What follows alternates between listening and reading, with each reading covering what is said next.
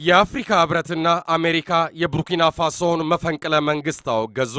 የአፍሪካ ህብረትና አሜሪካንን ጨምሮ በርካታ ሀገራት የቡርኪና ፋሶ መፈንቅለ መንግስት አውግዘዋል። በቡርኪና ፋሶ ትናንት ጊዜያዊ አስተዳደር በቀድሞ ፕሬዝዳንት ብለዝ ኮምፓሬ ታማኝ የቤተ መንግስት ጠባቂዎች መፈንቅለ መንግስት ተካሂዷል። በፕሬዝዳንት ሚካኤል ካፋንዶ የሚመራው የዚች ሀገር ጊዜያዊ መንግስት ባለስልጣናት በድንገት መታፈናቸውን ተከትሎ ውጥረት ነግሶ ነበር። በትናንትናው ዕለት ግን ቤተ መንግስት ዘብ ጠባቂ ኃላፊዎች መፈንቅለ መንግስት ማካሄዱን ይፋ አድርገዋል። መግለጫውን ያነበቡት ባለመለዮ ለባሹ መፈንቅለ መንግስቱን ያካሄድ ነው ሁሉን አካታች ምርጫ እንዲካሄድ ነው ብለዋል። እንደ ዥንዋ ዘገባ ከሆነ ይህ አይነቱ አካሄድ መላው ዓለምን አስቆጥቷል።